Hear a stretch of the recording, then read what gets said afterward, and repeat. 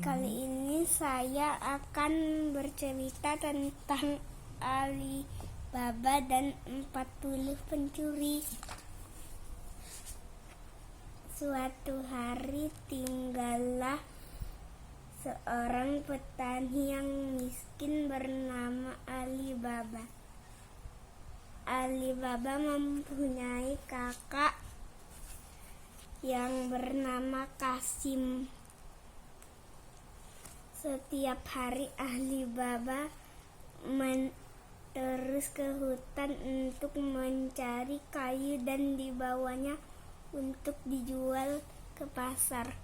Suatu hari saat Ali Baba mengambil kayu ke hutan, dia mendengar suara kuda pencuri dan menyembunyikan keledainya di balik pohon dan memanjat pohon.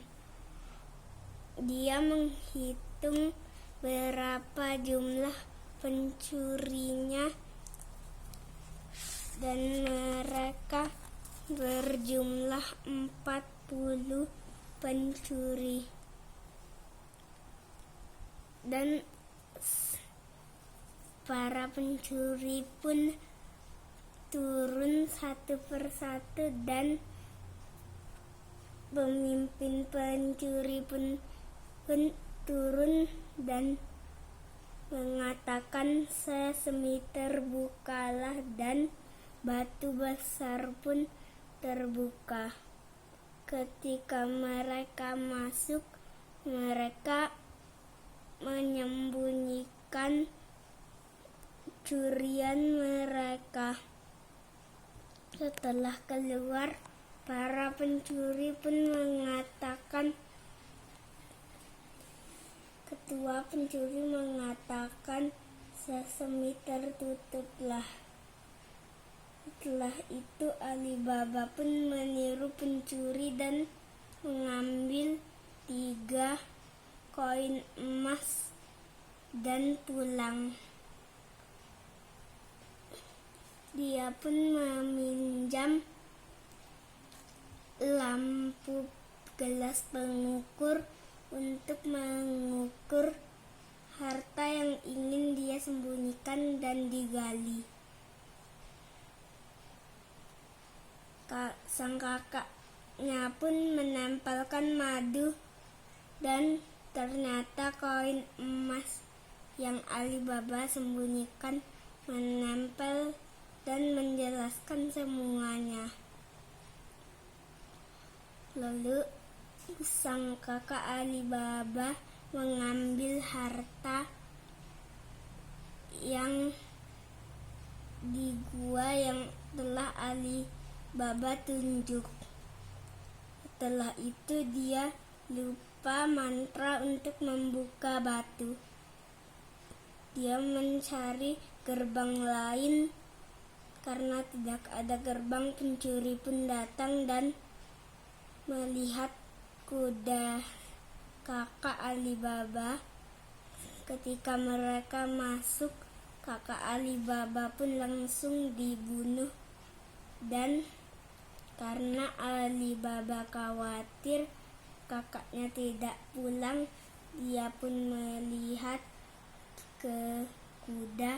Kakaknya masih berada di sana dan dia tahu sang kakaknya pun telah dibunuh. Lalu